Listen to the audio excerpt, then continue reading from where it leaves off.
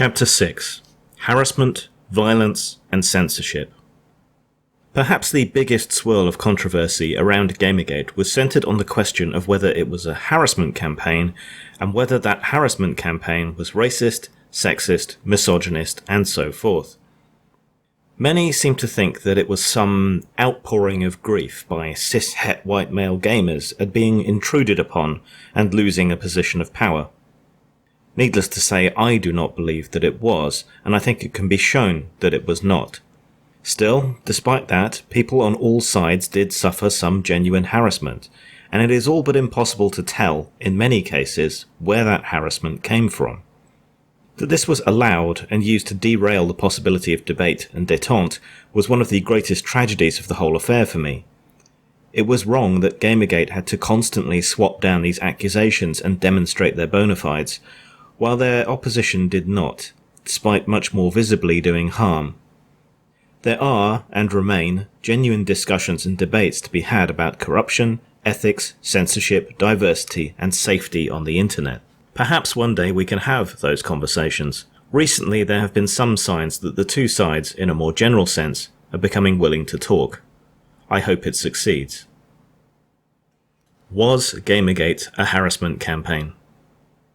So much of the anti-Gamergate narrative hinges on the idea that it was a harassment campaign, that it was somehow conceived of entirely to harass female and minority developers. This beggars belief from the get-go. The idea that tens, perhaps hundreds of thousands of people just got up one day and decided to attack women in gaming, because reasons. Under closer examination, it would seem to fail as well. The reasons for the reactions to Quinn and others were not based, once we get into Gamergate, on their gender, but their bad actions and their irrational activism. As things progressed, the continued exploitation of Gamergate for pity and publicity further soured gamers towards people like Quinn and Sarkeesian. It was constantly and consistently their actions and ideology that caused the reactions. It was never anyone's gender, race, or other minority status. Definitions. Regarding semantics, harassment is aggressive pressure and intimidation. It is also implied that it has to be ongoing. Legally speaking, in the UK, it is taken to mean repeated, unwanted, imposed communications and contact. It must be both sent and received as harassment and must be oppressive, and perhaps most importantly, unreasonable. Both individuals and groups can be harassed under this definition, but there are examples, such as a doctor being subjected to repeated negative assertions, that were not considered harassment, as they could be easily dismissed.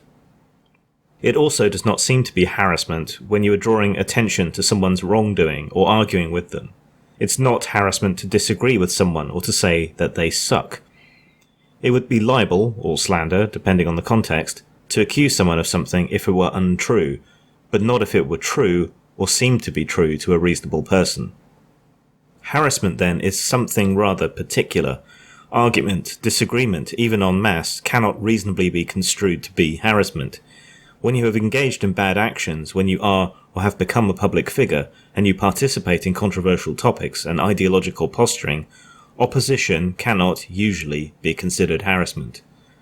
To accuse an entire group of such a particular crime by the supposed and unproven actions of a minority of that group also does not seem reasonable. Evidence. So what evidence is there for or against harassment by Gamergate? It is entirely true that Gamergate has argued with journalists, critics, and others involved in nepotism, corruption, and spreading falsehoods. It is also true that the group as a whole made significant efforts to spread knowledge of its purpose and to challenge people involved in poor actions. It is understandable from some points of view why those challenges might be taken, or at least characterized, as harassment. When you are one person being challenged by thousands of people, this can be overwhelming. All of this was merely down to Gamergate's nature as an emergent disorganized protest, not deliberate acts of harassment or dogpiling. This was no more mob harassment than 100 letters sent to a TV station after a brief flash of nipple is. Others point to the beginning of Gamergate as some evidence of harassment. They claim Gamergate to be all about harassing Quinn at the behest of her harassing ex-boyfriend. This is, of course, a poisoning the well fallacy, and as we've already covered in this book, does not reflect either the origin nor the ongoing nature of Gamergate. That assessment also doesn't relate to what happened. Indeed, so irrelevant did Quinn become to Gamergate, despite the insistence of his opposition, that a nickname, literally who, was coined to underline her virtual irrelevance. Despite this, the claims of harassment persisted and are still repeated to this day, even though the statistical evidence doesn't support this narrative. The Women Action Media report into Gamergate harassment demonstrated that less than 0.66% of supposed Gamergate-related accounts, on a list that was meant to be the worst of the worst, were engaged in harassment. Most likely less than this amount, given the loose criteria for being a Gamergate account. Newsweek did their investigation into alleged Gamergate harassment, which on the surface appears slightly more damning. A statistician associated with Gamergate dug into it, examined its methodology and results, and found that it painted quite a different picture to the one being claimed. It showed that for all Gamergate understandably engaged with its critics and cultural enemies, it was twice as engaged with exactly the topics it said it was, ethics and censorship. A lot of other posts were communications, shit posting, just posting memes and nonsense, and internal communication. Finally, and perhaps most importantly, the FBI exonerated Gamergate in their report into harassment and threats supposedly made against some of the chief figures in anti-Gamergate. None of these threats were found to be credible and none were linked to Gamergate, while threats made against Gamergate were found to be credible, separate to this report. Given the size and openness of Gamergate, there's little doubt that some genuine harassment occurred on the part of true members. I've run into bad actors within Gamergate myself, or at least formerly in Gamergate, and then in breakaway groups like Gamergate Revolt and others. Nonetheless, on the weight of the evidence, it is simply not credible to call Gamergate harassers, or to damn the whole thing as some misogynistic hate group.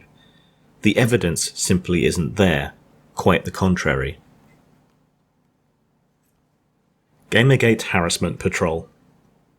Gamergate made a huge amount of effort to counter the harassment narrative being spun about it.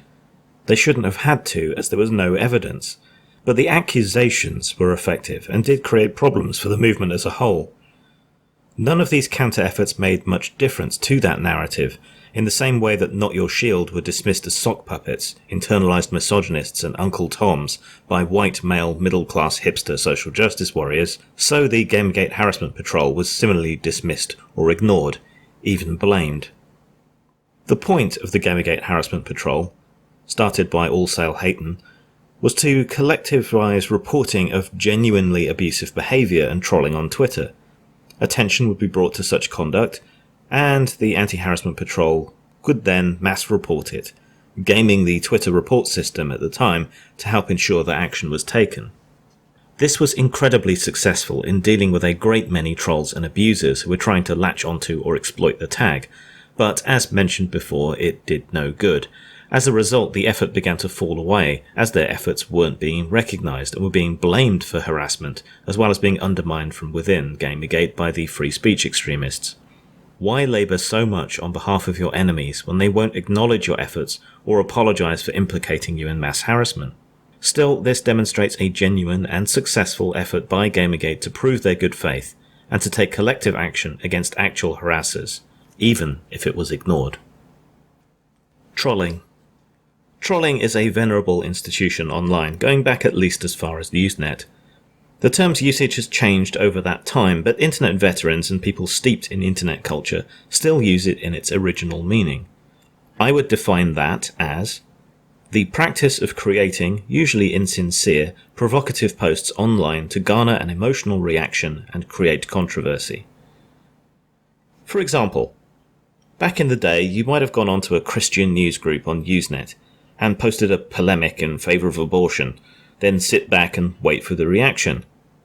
Trolls win by creating that emotional reaction in people, and the bigger the reaction, the more they win.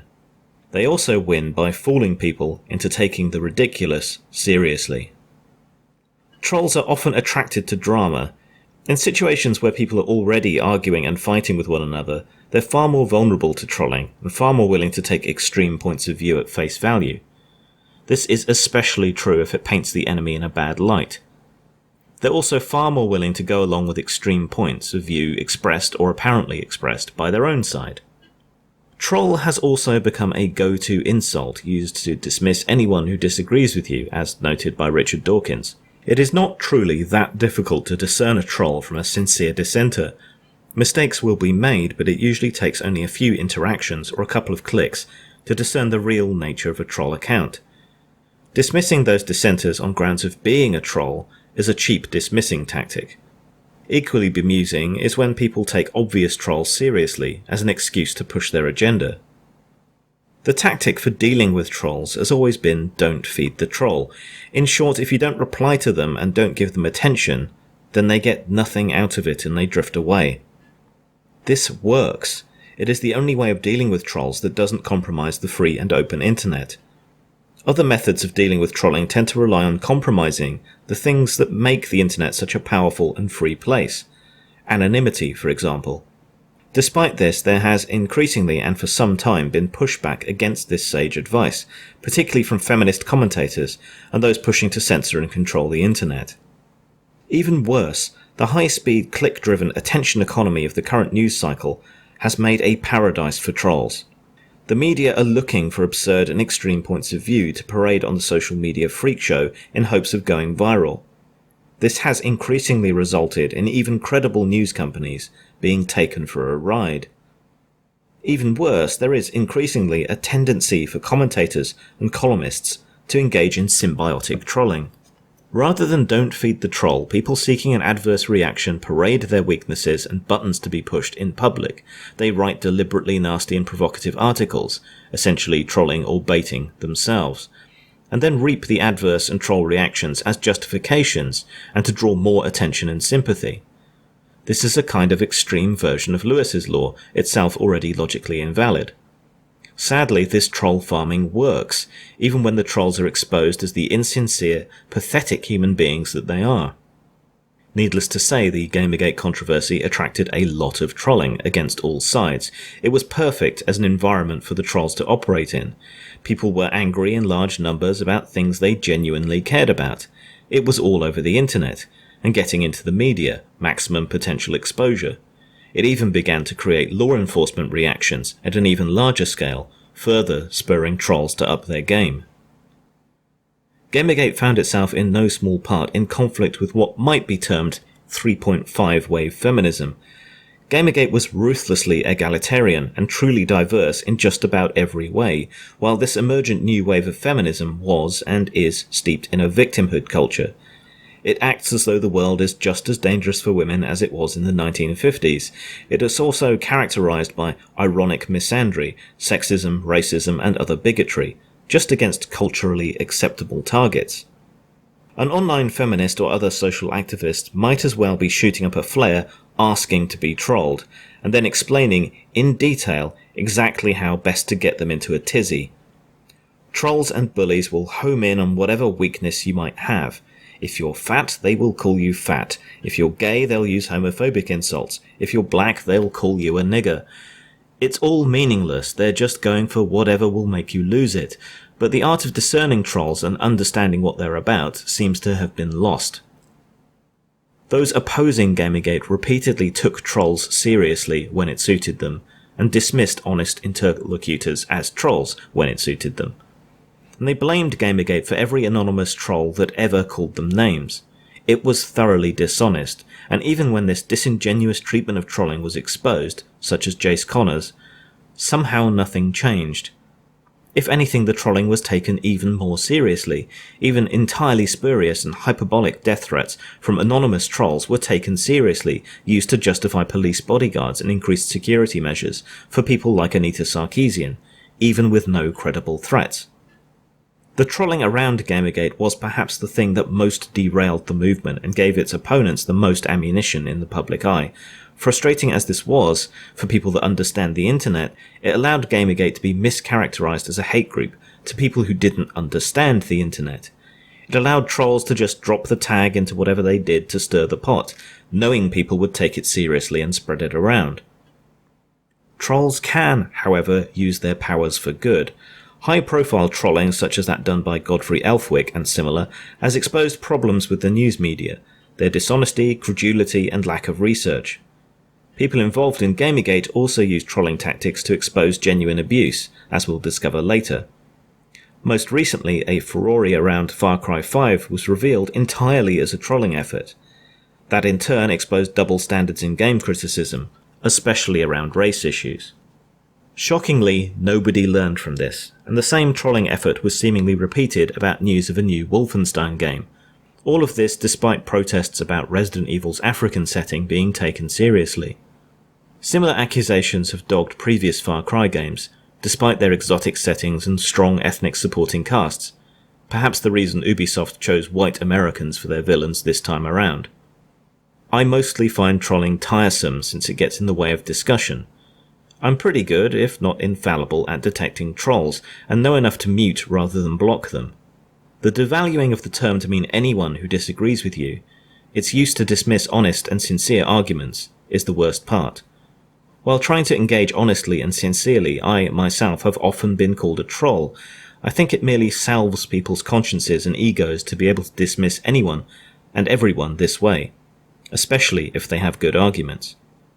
Genuine harassment is a terrible thing that I've been on the sharp end of as well.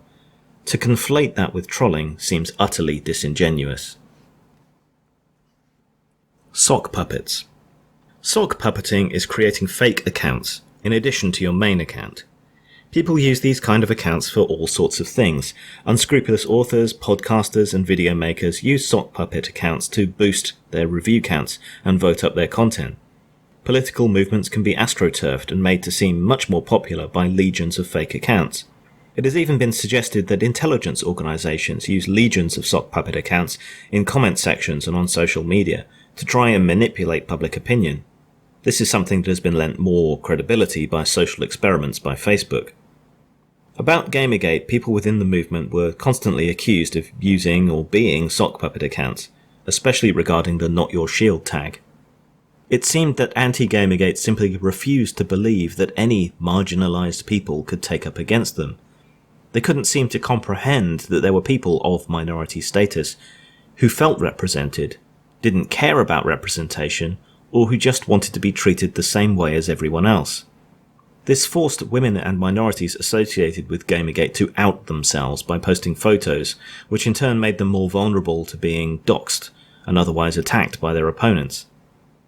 The idea behind this dismissal, internalized misogyny, or calling people Uncle Toms, relates to the Marxist idea of false consciousness. This is the patronizing, if occasionally valid, idea that people don't know what's good for them, that they act against their own self-interest. Regarding the minorities in Gamergate, it was more to do with a focus on egalitarianism and meritocracy amongst their number. This is not that surprising in a community that has always been welcoming, and in which "get good" is the catchphrase for anyone trying and failing to beat a game. Rather than tackle the opposing viewpoint in any meaningful way, it was much easier to pretend that these people weren't real. When they proved themselves to be real, it was far simpler to marginalize them, ironically, or to threaten their jobs and positions. The hate they got was far more real and far more palpable than any alleged hate going the other way. Meanwhile, there were at least a few confirmed cases of anti-Gamergate people fabricating abuse against themselves, especially when they messed up and forgot to log into different accounts. One of the chief examples of this was Brianna Wu, who posted a Steam thread harassing herself, later removing it, and also later claiming it to be sarcastic self-deprecation. Nobody bought that excuse, and it helped highlight how being abused and harassed online was becoming a cottage industry, chasing pity bucks and publicity off the back of it. We've seen similar problems bleeding out of internet conflicts into the real world, where a disappointing lack of genuine bigotry seems to lead people to create it themselves, the ends justifying the means. Pedophiles and sex criminals everywhere. One of the top accusations against Gamergate was that it was a misogynistic, sexist hate group that was a danger to women. On that basis, Gamergaters were barred from hosting panels at conventions, asking questions, cosplaying, and even mentioning Gamergate when present at conventions. A lot of these accusations came from fairly prominent male feminists embedded in journalism, social media, and the social justice organisations that took such issue with Gamergate. The only crime, so far as I'm aware, to be directly linked to Gamergate was when Ethan Ralph of the Ralph Retort, a muckraking website that parasitically exploited Gamergate, woke up from a drunken stupor and punched a policeman. Ralph had already long been disowned from the majority of Gamergate, despite producing some useful exposés from time to time, and most Gamergaters had distanced themselves from him. Still, an act of drunken stupidity on the part of one individual is not especially damning. On the other hand, a particular pattern of behaviour has emerged amongst Gamergate's critics, to the point where, if the crimes hadn't been so horrible, it could be seen as a dark joke. Time after time, Gamergate's social justice critics have been outed or arrested as sex offenders. Delon Richmond, a moderator for Anita Sarkeesian's Twitch channel, was revealed to be a convicted paedophile. Devin Faraci, a movie reviewer, decried Gamergate as being a bunch of basement virgins who didn't know how to relate to women. He was forced to step down after it emerged he had sexually assaulted several women. Glenn Fleischman, an outspoken opponent of Gamergate, was accused of being a creeper for bringing up his polyamorous open marriage unbidden. Jamie Kilstein, a feminist writer and radio host who told his listeners that Gamergate was about sexism and not ethics, he was fired from his podcast after accusations of sexual abuse came out. Juan Thompson, who once wrote for The Intercept, wrote an article accusing Gamergate of being a hate group that targeted marginalised communities. He was later arrested for faking bomb threats in the name of his ex-girlfriend, and was exposed for filing fake stories. Leyland Yee, a former Democrat senator who had previously frequently accused games of encouraging violence and who had bandwagoned onto Anita Sarkeesian's crusade, ended up disgraced for bribery and arms trafficking. Not a sex-related accusation, but sufficiently ironic to be worth mentioning.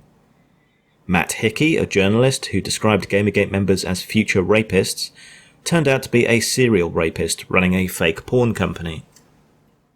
Naif Dude, a very active and vicious anti-Gamergate slacktivist on Twitter, publicly admitted to sexually assaulting his sister. Robert Mamelio, a member of Zoe Quinn's Crash Override Network anti-harassment group, was accused of rape by 20 different women. He had previously accused many involved in Gamergate of being misogynist, sexist, and anti-women. Several anti-Gamergate male feminists were implicated in the attempted doxing of Gamergate proponent Mombot. Perhaps most notoriously of all, the prominent anti-Gamergate voice Sarah Butts was outed as a software pirate and paedophile after they were investigated and chat logs were leaked. Several of these have been marked by a sudden double standard from the professed listen and believe attitude otherwise prevalent in social justice circles. Apparently one should not simply believe accusations without question after all, at least when it's someone you like, or someone who claims a minority status. Does this demonstrate that all of Gamergate are good, decent, law-abiding people, or that all male feminists are secret rapists? Of course not. But it does show that, at least as far as these examples go, some people are covering for something when they're signalling their virtue. Just while I've been writing this book, yet another case has come out. Amirox, a former moderator at the site NeoGAF and a vocal opponent of Gamergate, has been arrested on charges of the possession of child pornography. As Gamergaters like to say, the ride never ends. Doxing. Doxing is the practice of releasing someone's personal details to expose them for their activities online. This can be their home address, their phone number, their work contact details, their family members, their profiles on social media, and more. This opens people up to increased harassment, nuisance calls, and even being fired from work for things said and done outside work, anonymously, online. This last one is particularly harmful as businesses tend to react in a knee-jerk manner. All sides had members who were doxed during the height of Gamergate, but this primarily seems to have been done by third-party trolls. Both sides publicly disavowed doxing, but doxing took place anyway. Some on both sides also endorsed doxing, privately or semi-privately.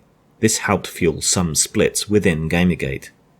The social justice warriors seem to consider it a valid tactic in some instances, especially given the way they repeatedly went after people's jobs.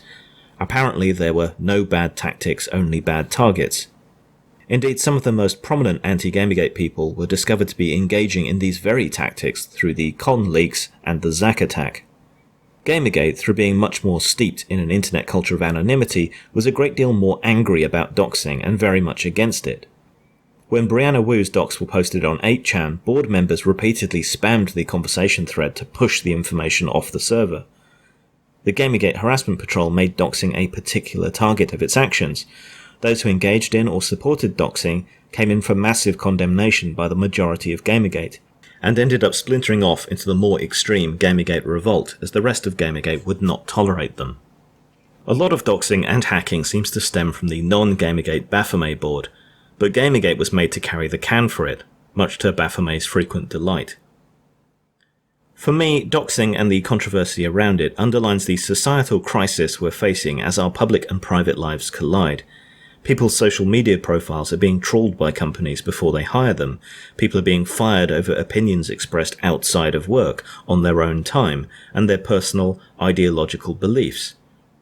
This drives a desire and a need for anonymity, but that anonymity can be exploited by genuine abusers. It seems to me that there needs to be a reassertion of the right to a private life and a division between your work life and personal life. It shouldn't matter whether someone is a Sieg-Heiling stormtrooper or a Starbucks-smashing Antifa, so long as they don't hurt anyone while they're making you coffee. Personal censorship. I've experienced the harassment and wrath of the social justice mob myself, even long before Gamergate. In 2012, I wrote a blog post entitled In Defense of Rape.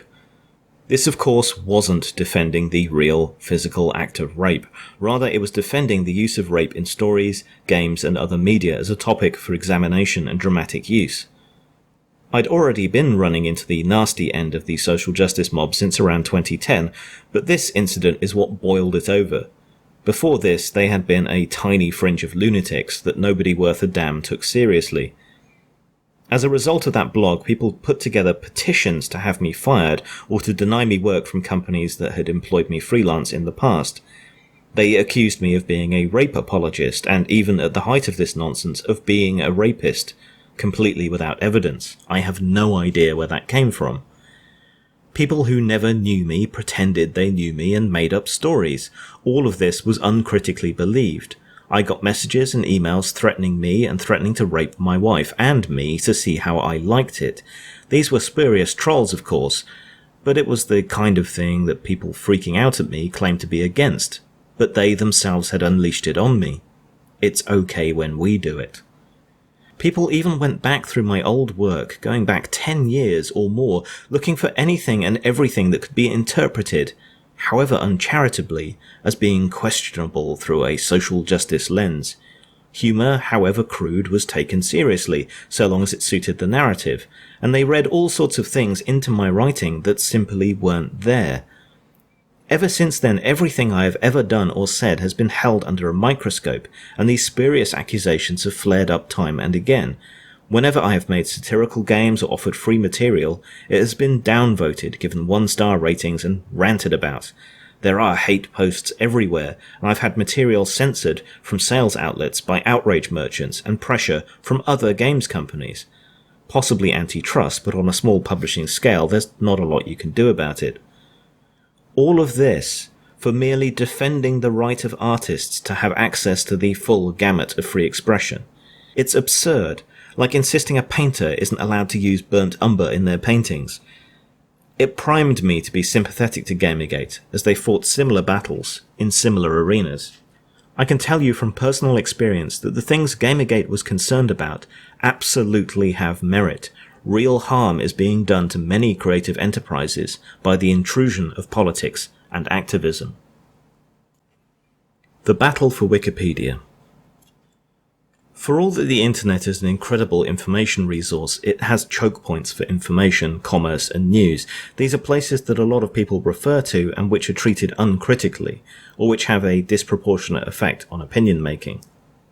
Amazon is such a choke point for commerce, Facebook and Twitter for social communication, which makes preventing censorship on those platforms very important.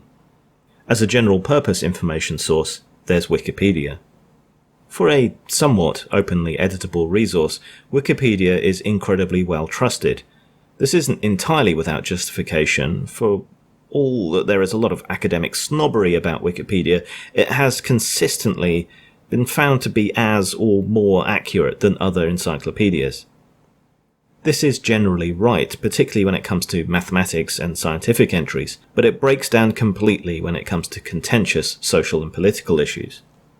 Needless to say, Gamergate was a contentious social issue. Almost immediately from when an entry for Gamergate was created, it began to run into problems from activist editors who deleted the initial stub. This kind of problem would continue with deletions of information related to the Game Journo Pros list, supposedly related to notability. Particularly dogged in biasing and attacking the article was the editor Ryu Long, who wreaked havoc upon the article before finally being banned. He now appears to be the main admin for related articles over on the misnamed Rational Wiki, where his full bias is on show without moderation or oversight. In the aftermath of all the conflicts and editing wars over the Gamergate controversy page, it has been tied down and protected from open edits. It remains horrendously biased, and given, sadly, that Wikipedia is the first stop for so many people, including journalists, its bias and misrepresentation has a huge reach and impact. The Wikipedia article erroneously describes Gamergate as a harassment campaign. It claims that it specifically targeted women, which it did not. It conflates the anonymous trolling and abuse with Gamergate's objections and investigations. It offers none of the evidence or support links for Gamergate's issues, only for its enemies. It characterizes Joni's Zoe post as a disparaging blog post, rather than a warning from a man escaping from an abusive relationship. It characterizes Gamergate as right-wing and reactionary, which does not fit the studies into Gamergate's politics. The entire article is grotesquely slanted, and even on the talk page, criticism of its stance and bias has been deleted. It is a prime example of bias and activist editing, something that isn't uncommon. The treatment of the Gamergate community in trying to correct the record on Wikipedia, the state of the article itself, its moderation, and the ignoring of complaints has been in direct contravention of Wikipedia's stated principles. The problem with this, the harm it has done to an innocent community, the knock-on effect of bad reporting, and the damage it has done to Wikipedia's reputation across a vast swathe of the online community cannot be overstated. Calgary Expo. Gamergate supporters have had all manner of issues relating to conventions and shows, largely down to the misapprehension that they are a hate group or a harassment campaign. Convention spaces have increasingly been bringing in anti-harassment policies that have very little to do with harassment and a lot more to do with censorship and controlling content. Many of these policies are derived from the rather partisan and ideological example found on the Geek Feminism Wiki. These policies are often extremely vague, intervene in matters best left to the police, and if enforced would ruin many events. The advent of these policies has been of concern to many attendees and exhibitors, since they amount to the carte blanche ability of any convention attendee to make a spurious complaint and have you ejected without any investigation or oversight. Speaking for myself, attending and displaying at a convention in London, I examined the new anti-harassment policy they had brought in and surveyed the show. If the policy had been enforced, many cosplayers would have been ejected, and about half of the stalls would have had to have been closed due to the content of their products. These problems go back further still, with tech conferences. In 2013, sex and security blogger Violet Blue had a talk cancelled at a conference due, simply, to the talk discussing sex, drugs, dangers, consent, and surrounding issues. All it took was one attendee, who could have skipped the talk, complaining that they would be triggered, and it got pulled. This brings us to the Calgary Expo. The Honey Badger Brigade, a mostly female men's human rights group, had booked a stall at the show, seemingly without any problems. They had become associated with Gamergate through helping to publicise it and sharing some issues with Gamergate around bad publicity and being unable to get a fair shake in the media. They had merchandise, combining their own badger imagery with that of Gamergate mascot Vivian James, and they intended to attend panels on feminism and representation in geek media to give an alternative point of view. They were also there to promote and sell the comics work of Honey Badger member Alison Tiemann. To start with, it appeared that there were no problems, although apparently there was some whispering and questioning when it came to their presence there. Nobody directly confronted them. Then they attended a panel and had the temerity to speak up quite respectfully and question the assumptions of the panel during the Q&A. Despite the recording of the panel, despite not having done anything, they were then challenged the following day and told that they had to leave. This was also in part due to an inaccurate and frankly libelous article in The Mary Sue. While a convention has the right to throw people out for any reason, as you'll find in most such small print, that any reason is usually held to the legal standard that a reasonable person would agree. Things are further complicated by the fact that the Calgary Expo was partially funded by public money, publicly funded events being subject to different regulations about free speech and your right to attend. In any event, the Honey Badgers are now embroiled in a legal case against both the Calgary Expo and the Mary Sue, which is yet to finish working its way through the Canadian courts at the time of publication. The abuse of anti-harassment policies can, ironically, be considered harassment in and of itself. The fact that the Honey Badgers were expelled from a convention simply for participating in, if disagreeing, with a panel is deeply concerning. Similarly, many attempts to have panels and discussions about Gamergate have been disallowed or cancelled due to lobbying and spurious safety concerns. The lack of debate, the lack of opportunity to present alternative points of view, is a problem far bigger than just Gamergate. While this book was being written, a new convention controversy erupted after YouTube personality Sargon of Akkad, Carl Benjamin, and many other anti-social justice warrior critics attended a panel at VidCon, the YouTube convention. This panel included Anita Sarkeesian. They were only there to listen and perhaps to ask questions during the Q&A, but Sargon was subjected to abuse from Sarkeesian, and those who tried to ask questions were ignored and even ejected. That Sarkeesian suffered no punishment or sanction for her breaking of the convention harassment policy indicates a double standard, which is another problem with these kinds of ad hoc regulations. Reddit revolt and YouTube censorship.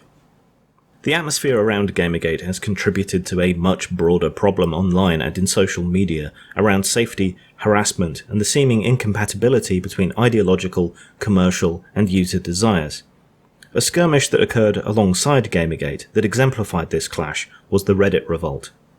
The Reddit revolt was a bucking against an unpopular firing and creeping censorship on the Reddit platform, a platform that had been set up and established on a free expression basis.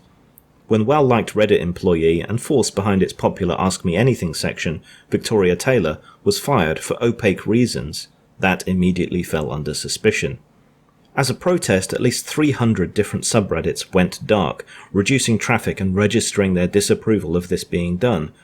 Victoria had been a face at Reddit that was visible and available to moderators, helping to prevent it from being a faceless company and making people feel cared for and valued. In what many consider to be retaliation for this act of defiance, interim CEO Ellen Powell, perhaps more well known for starting a failed harassment suit, began a crackdown on subreddits.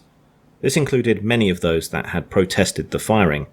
Many of these subreddits were what might be termed problematic, some genuinely vile. But Reddit had, until now, been as hands-off as possible. Reddit had always been founded on and rooted in the internet culture of free expression, and a change to that was never going to go well. Pow, now being humorously referred to as Chairman Pow by those arrayed against her, was trying to make Reddit more commercially viable, family-friendly, and safer by cleaning house. Needless to say, this was not what most Redditors wanted, and they rose up against her en masse in a manner not dissimilar to Gamergate. Much as happened with Gamergate, Power was defended with accusations of misogyny and tech bro directed at her critics. Strangely, when it came to Reddit, this didn't stick, and Powell left under a cloud, resigning, or possibly resigning, as the revolt amongst Reddit's user base grew stronger, and it became apparent that it wasn't going to work. Similar issues around censorship and the balance between ideology, user base, and commerciality have plagued Facebook and Twitter as well, with both tending to shift away from pleasing their user base to trying to please commercial interests. Nowhere has this been more apparent, contemporary to the publication of this book, than on YouTube.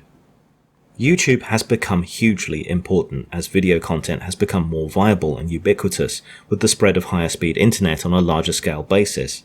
It has become a major platform, particularly for citizen journalists, commentators, and alternative media. There are many commentators and alternative news sources on YouTube that have far higher subscriber counts and levels of engagement than professional, traditional news sources. It's not just makeup tutorials, narcissistic Instagram models, and sneezing pandas.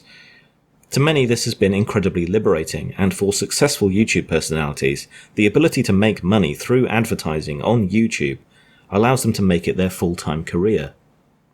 While YouTube was always somewhat more constricted, disallowing adult content for example, it was also from its founding steeped in the same anti-censorship internet culture as Reddit and Twitter.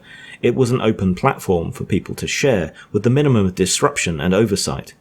Over time that has changed, with the game shifting and making old models of successful behaviour on YouTube fail and others rise. Nothing has been so devastating as the adpocalypse, however. According to somewhat irresponsible reports, advertising on YouTube was appearing next to extremist content, though quite what amounts to extremist content seems to be slightly contentious.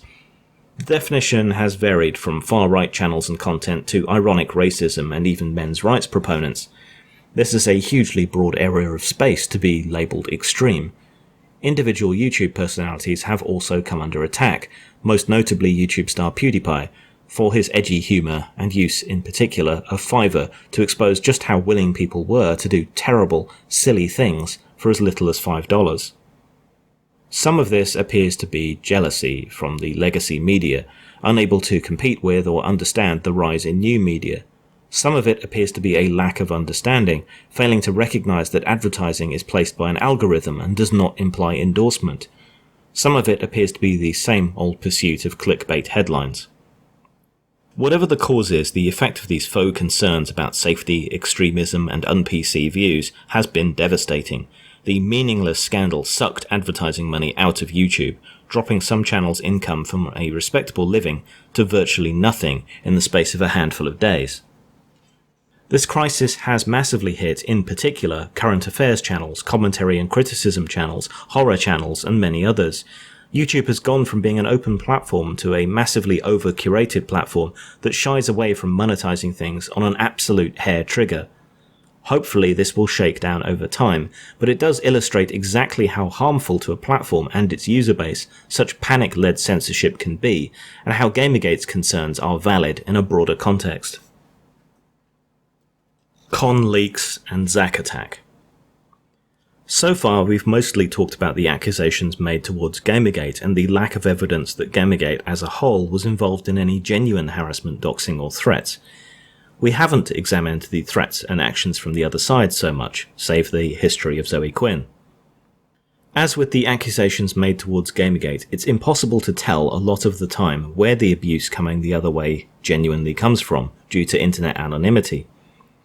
Certainly a lot of nastiness is attributable to various anti-Gamergate figures, because they were less shy of using their names and faces, secure in the power of their position and their ideology. A lot of this back and forth, swearing, etc. is harmless, and it would be as hypocritical to upbraid them for banter as it was for them to uphold a double standard over it.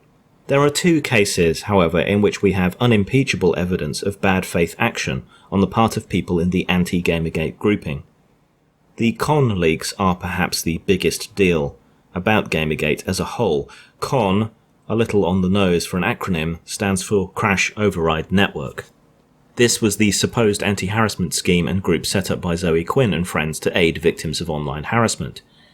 She likes to think she's the victim of harassment rather than someone being called out for bad behaviour, so this sort of makes sense. Several people from Gamergate being attacked by various groups had tried contacting them for help and had been rebuffed. Other people, neutral, had gone to them for help and later complained about being given the cold shoulder because they weren't high profile enough. In the end, though, it was these leaks from a Skype group, confirmed as accurate by a member, that were most damning. There's a lot to it and a lot to dig through. Some of the highlights from it do include, however, 1. Admission of sabotage regarding the Polaris Game Jam. 2. Attempts to frame the owner of 8chan as a paedophile. 3. Discussion of blacklisting and job sabotage. 4. Lying about the involvement of sexual harassers within their group. 5. Racism towards the Japanese.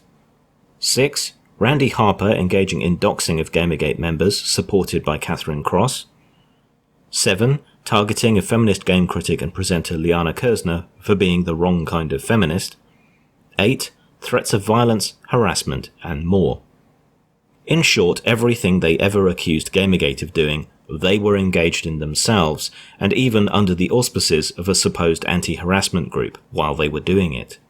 I got off relatively lightly, personally, with nothing more than a dismissal of my depression and my suicide attempt. This from people who exhort everyone to listen and believe to victims. The Zack attack was something much more personal, but just as revealing.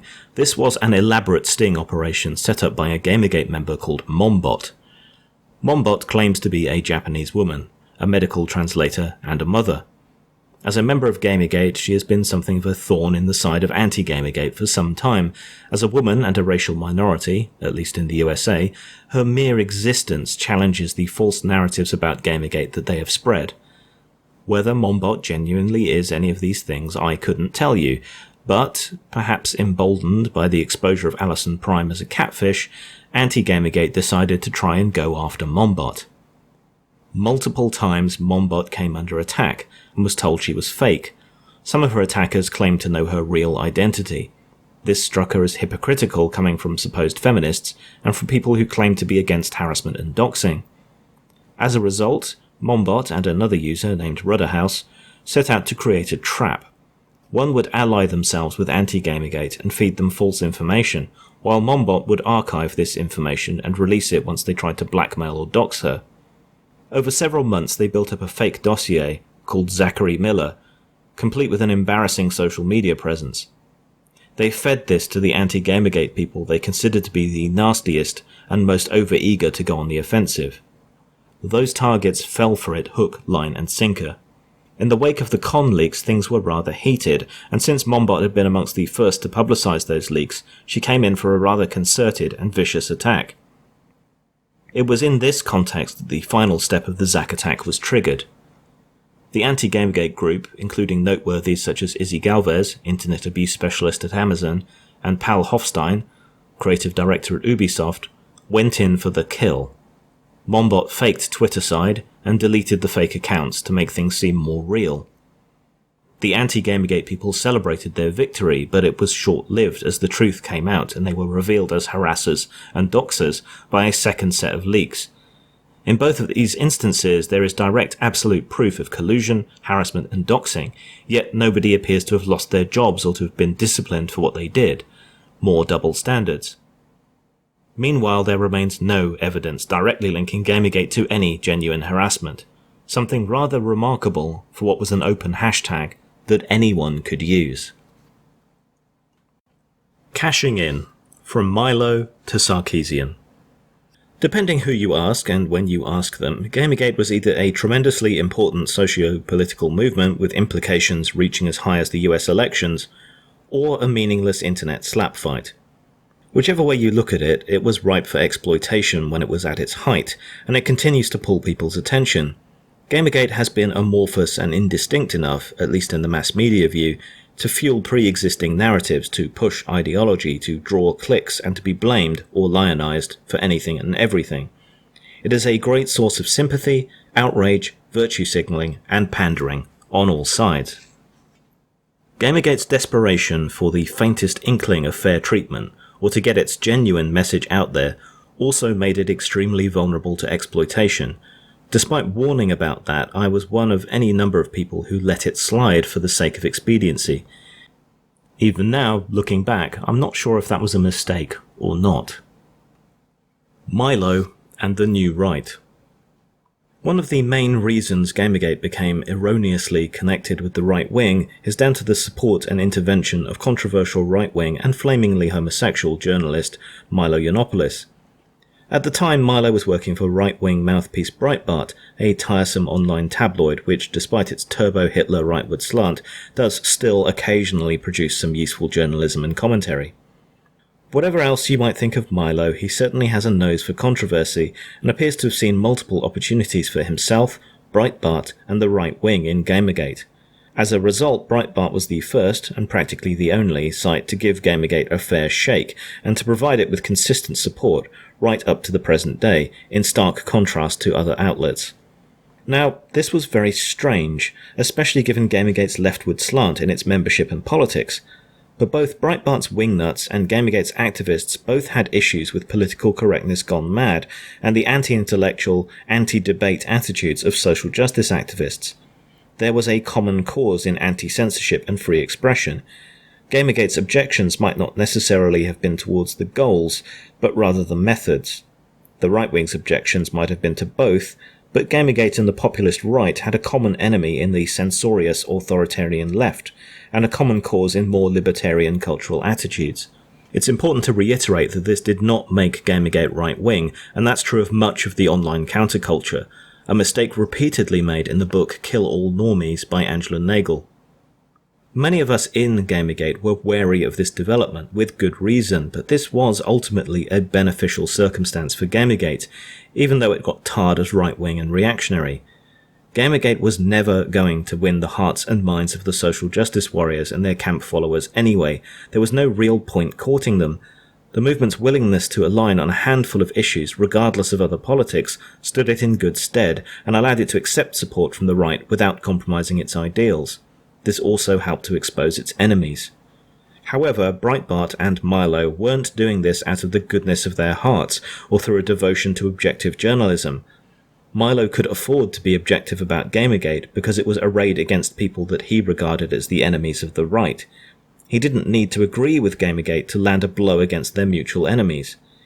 Involvement with Gamergate was also a way to demonstrate to the outdated, old-fashioned and aging right wing the importance of the online world. It also showed the appeal of a more libertarian, especially socially libertarian stance, and the power of a more youthful, irreverent group. It was utterly cringeworthy to see so many right-wing podcasters and talk radio hosts suddenly bringing up games and trying to be down with the kids, though. Hideous pandering. Milo expertly, before his downfall, rode and exploited the Gamergate issue amongst others to boost his profile and to garner himself an engaged and supportive online audience. It appears to have been as much about self-promotion for him as any right-wing agenda. As he ascended, he began to drop Gamergate. His book on the conflict seems like it will never appear, but he is now launching his independent career off the backs of Gamergate and his college tour, including the book Dangerous. The right wing, meantime, has indeed managed to engage much more successfully with the youth by presenting a more irreverent, culturally and economically libertarian viewpoint that tends to resonate more with young people than classical conservatism does. Embarrassingly, Paul Joseph Watson, InfoWars, is probably right when he describes conservatism as the new counterculture. While he's probably wrong when he describes it as the new punk rock, it does at least rhyme with some punk sensibilities. With Johnny Rotten selling out to pimp butter to his aging peer group, it's not such a stretch. Populist conservatism may be enjoying something of a renaissance politically, but culturally, academically, educationally, the field is almost entirely in the control of progressive, sometimes extremely progressive, viewpoints. Worse, these people still think of themselves as the rebels and not as the establishment, while conservatives see themselves mostly as the establishment and not the rebels. Internet culture's irony, fakery, and fronting makes it hard to work out what is serious and what isn't. Only those on the inside can decode what is truly meant. This can, unfortunately, provide cover for genuine bigots. Even if 90% of 4chan's poll board, politically incorrect far-right seeming views, is ironic or for shock value, some of it is serious. An outsider, an uninitiated observer, has little or no chance of telling what is sincere or not. Further, those steeped in internet culture who are not on the right have no compunction using and repurposing right-wing memes or anti-Semitic cartoons, such as the Happy Merchant, for other uses, without the baggage. When people misunderstand this use of memes, it only makes them seem stupid and hopelessly outdated to anyone who is remotely in the know.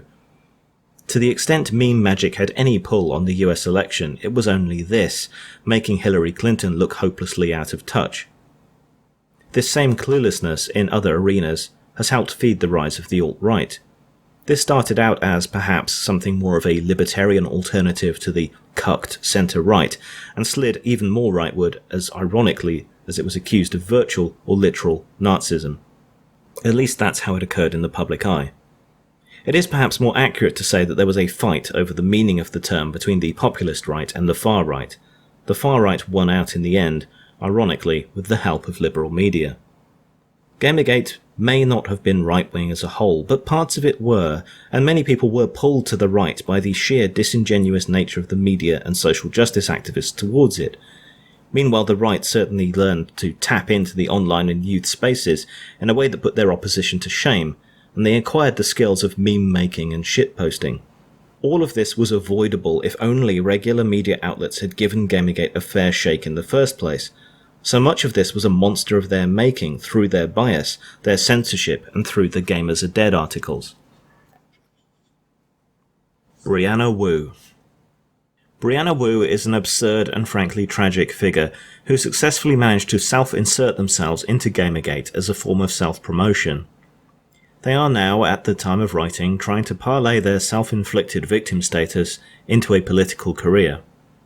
Wu would probably have passed beneath Gamergate's notice if she hadn't tried to draw their attention, but she deliberately drew a big target on her behind and hung it over the parapet while screaming "shoot me." With so many people involved in Gamergate, someone was bound to take the bait, gator or troll. Wu's first attempt to get Gamergate's attention was to create a secondary Twitter account, BroLols, claiming it as some protest against 4chan sock puppet supporters of Gamergate. It was desperately unfunny and barely noticed, as well as being based on a mostly false premise about the opposition.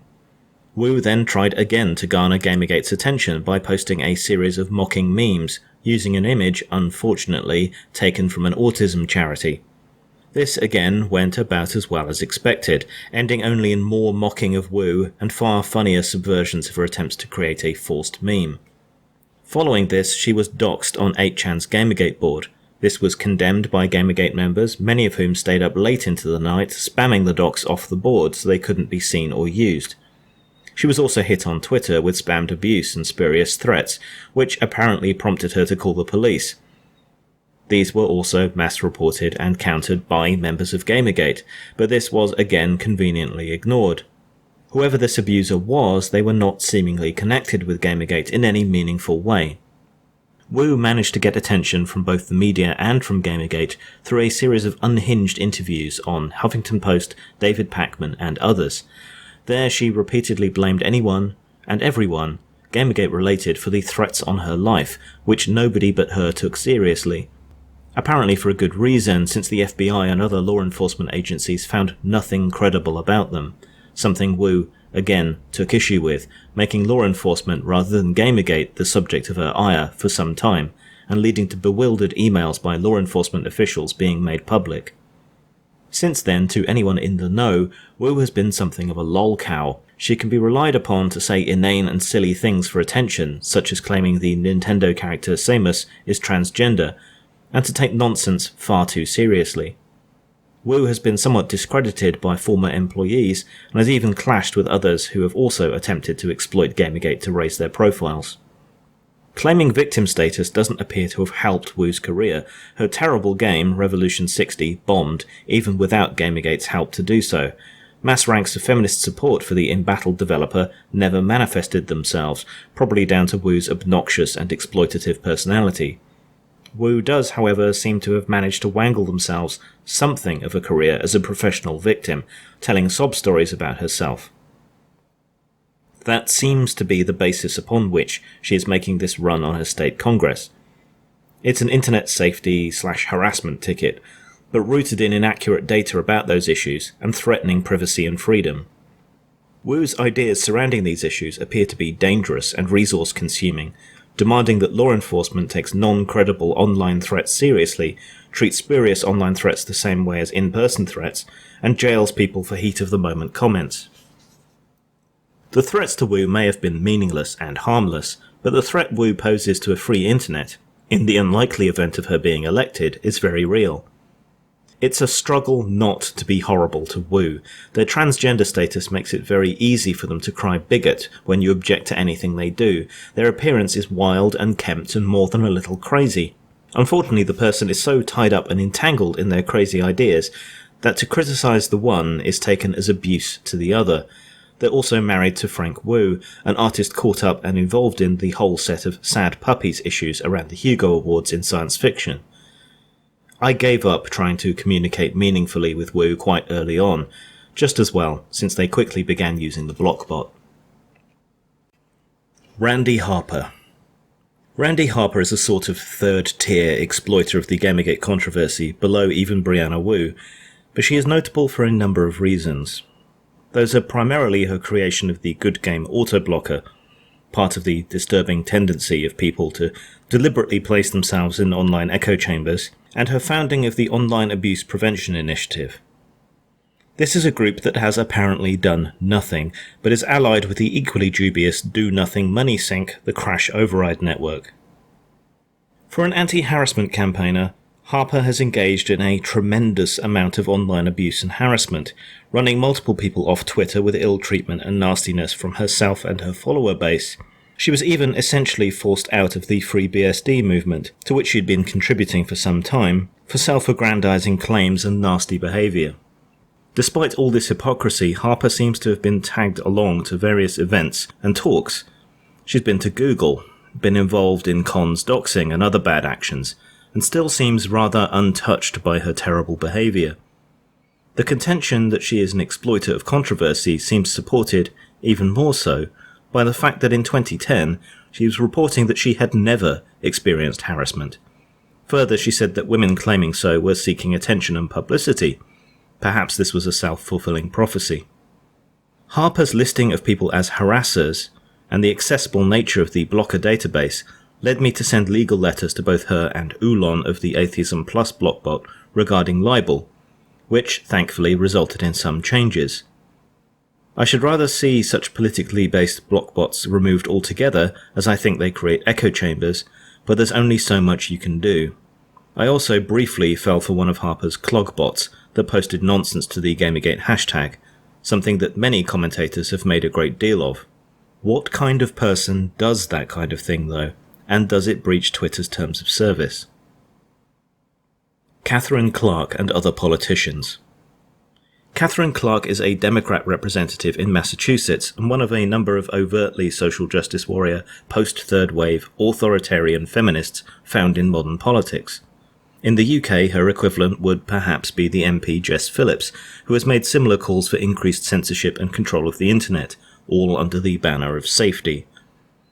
As with many politicians, Clark is hilariously but dangerously clueless when it comes to technology and online culture, especially about the issues surrounding anonymity. This is a little less surprising when you see that Clark had been listening and believing to Brianna Wu. Clark has made something of a mini-career out of intervening in various online controversies, such as the quickly forgotten fuss around the game Stolen and a pulled panel at SXSW. She is an example of a trend of authoritarians and censors within governments, of latching onto the online safety narrative as a way to try and introduce extended regulation and control of the internet. At best, the attempts of people like Clark and Phillips are clueless. At worst, they're a cynical exploitation of other people's ignorance and desire to protect women, to push an agenda of control. We've seen that model at work already with the increasing censorship of internet pornography in the UK via disingenuous manufacture of a link between pornography and sex trafficking. The result has little or nothing to do with what they claim to be fighting, and everything to do with censorship, control, and the enforcement of a small c conservative moral viewpoint. The irony of all this is that the people being exploited to push these political agendas are often the kinds of people who get caught up in the resulting censorship. As people of unconventional sexuality, or people who've been involved in pornography, as many of Gamergate's opponents have been, they are likely to end up harmed by the very restrictions and political agendas they are enabling. This has been especially notable as tightened restrictions have hit the LGBT community, making their content less searchable, less monetizable, and less visible. Women in tech. There's a long-standing issue with women in STEM careers, science, technology, engineering and mathematics. The blame for this is placed on various causes. Whether it constitutes a problem or not is also a subject of debate, especially thanks to the gender equality paradox. This paradox can be summed up in this way. People in the most egalitarian countries tend to make the most gendered career choices. Lots of money and effort has been spent trying to push women towards STEM careers, intervening in the school system and getting women who do work in tech to act as role models to younger women. This does not, however, appear to have had any significant effect. In fact, the number of women in STEM roles is declining, at least in the USA, and fewer men, too, are going for these careers. In one camp, there are essentialists, to one degree or another, who argue that this is down to hardwired gender differences in behaviour and desire, that men are simply more inherently interested in mechanics and linear problem solving, while women are more interested in relationship-oriented issues. In the other camp are constructivists of varying levels, who argue that these roles and proclivities are entirely socially constructed. The second camp blames society as a whole and the male nature of the work culture in STEM for the lack of women in technology roles. It frequently blames sexism and misogyny, loosely defined, for the fact that fewer women go into STEM, stay within STEM careers, or use the STEM degrees that they earn. This is the main narrative that dominates the media about this issue, that it is a climate of sexism and bro-grammar culture that excludes women. Gamergate was a godsend to people pushing this narrative. It appeared, due to pre-existing bias, to confirm that the worlds of games and technology were misogynistic. It fed into this existing story, which was already well established in the media, and this is part of the reason that the harassment spin took hold so effectively. It didn't matter that this wasn't what it was about. Here were what appeared to be misogynistic attacks on women and minorities in STEM that confirmed what had been asserted for some time. Gamergate, in the meantime, as exemplified by its support for TFYC, the existence of Not Your Shield, and the participation of female developers, was having none of it. Those female developers, gamers, and others involved in Gamergate took a different view to the dominant narrative as well. They have found the attitudes prevalent in the media and from activists to be patronising, and to have created an inaccurate culture of victimhood that was responsible for putting women off STEM careers. Attempted solutions to these issues don't seem to have produced any fruit, and there remains a general shortage of STEM graduates compared to demand. There is a need for graduates of both sexes. Sadly, fixating on women doesn't seem to be working. Further, the demand for companies to employ women in STEM fields is leading to positive discrimination, which breeds resentment. There simply aren't enough women with the right qualifications for every company to fulfill a quota or to employ the best people for the job. I don't know what the solution to these issues is, but women and men should be free to pursue whatever career they want to, STEM or not. Diversity hires, quotas, and positive discrimination only seem to breed resentment and hobble companies who aren't acting out of bias, but simply reflecting the proportions of the available hiring pool. The victim narrative and portraying the tech industry as misogynistic and hateful certainly can't be helping. Exploiting and misrepresenting Gamergate to push that point is opportunistic, and an example of the very unethical journalism Gamergate formed to fight. For my part, I've experienced sexism and suspicion in the other direction. Originally, I wanted to be a teacher's assistant, with a view to possibly becoming a primary school teacher later on if I liked the work. The sheer amount of suspicion directed at me, and so I was later to find out other male applicants, ended up putting me off. The assumption seemed to be that the only reason any man might want to work with young kids must be because he was a paedophile. Having worked in a school for my work experience placement from school, I already knew that the young boys in these schools were crying out for male role models. I just couldn't follow through with the implicit suspicion and judgment hanging over it. Sarkeesian. Sarkeesian was not initially really related to Gamergate, despite being responsible for much of the atmosphere that made Gamergate, or something like it, inevitable. Still, Sarkeesian and her, at the time, boyfriend and collaborator Jonathan McIntosh were quick to exploit the situation as it unfolded. As a pre-existing feminist voice and victim on the radar of the media, Sarkeesian was a go-to person to talk to.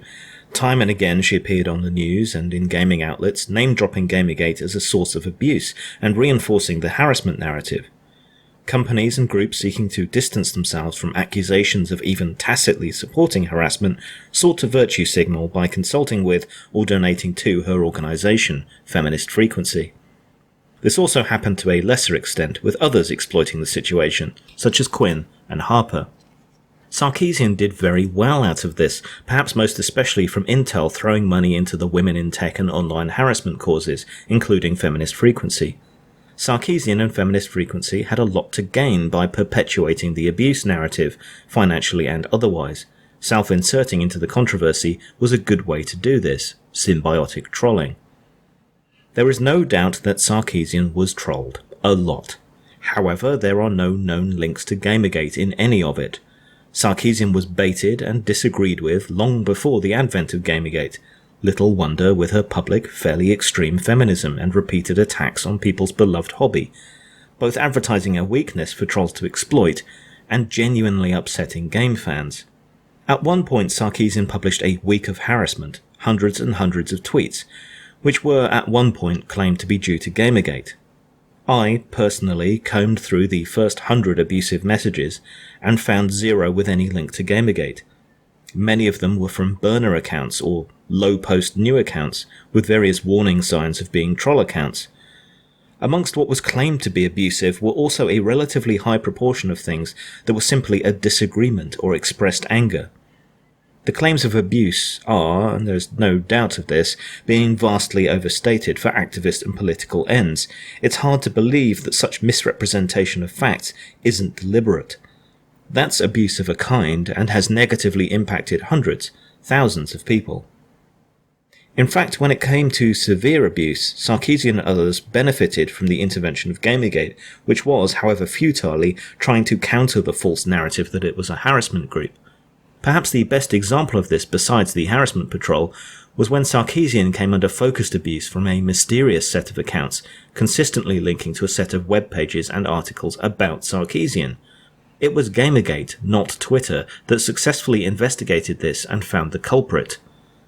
This was Celebriando, a Brazilian clickbaiter and troll named Mateus. Gamergate located him, Gamergate exposed him, Gamergate reported him and kept getting his accounts shut down, but this was never acknowledged. He had nothing to do with Gamergate. Sarkeesian also gained a great deal of coverage during Gamergate for cancelling a talk at Utah State University under a cloud of threats of violence.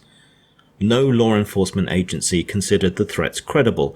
The FBI investigations would come to the same conclusion. The university did not find them credible either. The letter making the threat referenced the Montreal massacre, not well known or referenced outside of Canada, save in feminist circles, and text analysis of the threat suggested the writer was a woman. There was no link, again, to Gamergate, but this didn't stop a spate of interviews and news articles implicating or attacking the movement and lingering, virtually erotic shots of Sarkeesian's police guards.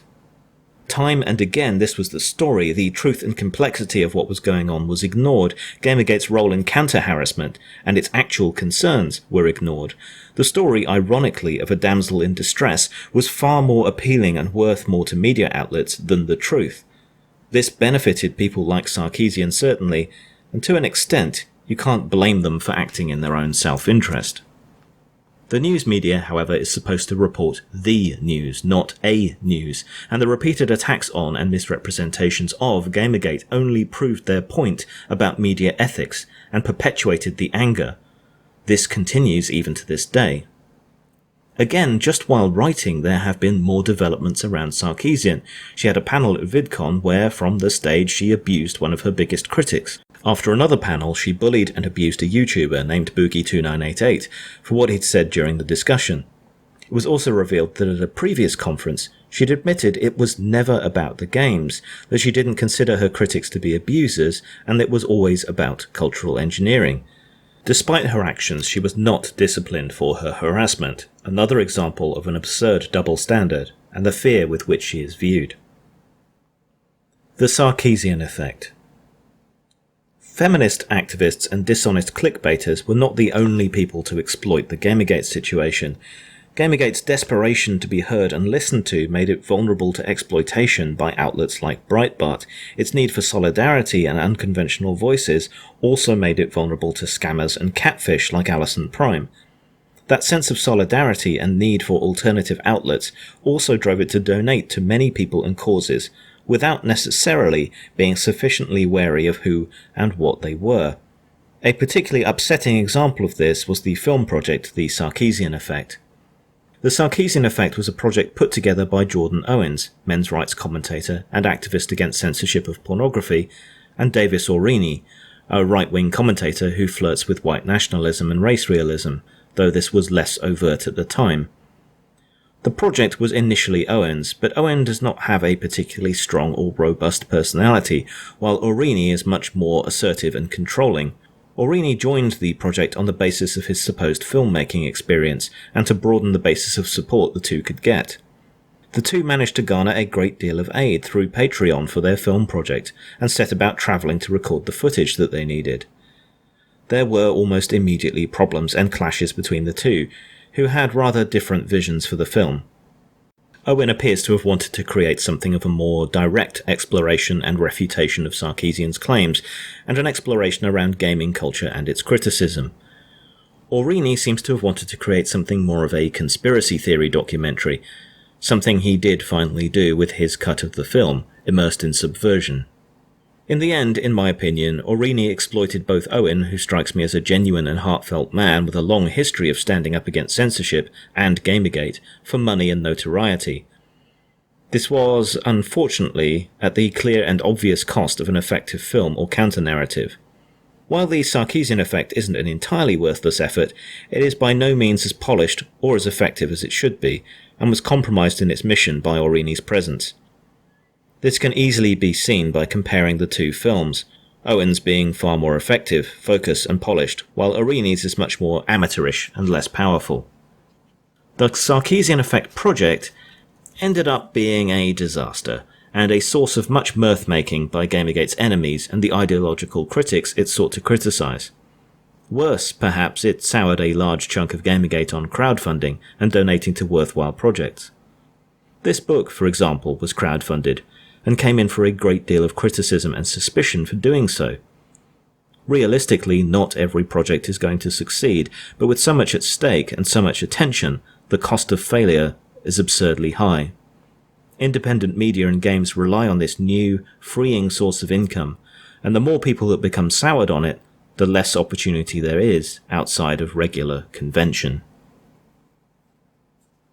It's been called misogynistic, racist, a hate group, reactionary. It's been blamed for Trump, for keeping women out of games and technology. None of this is true. If you want the real story, then you need to buy Inside Gamergate. She said, heaven and hell are one and the same, boy. She told me heaven and hell, boy, one and the same. We all meet somewhere.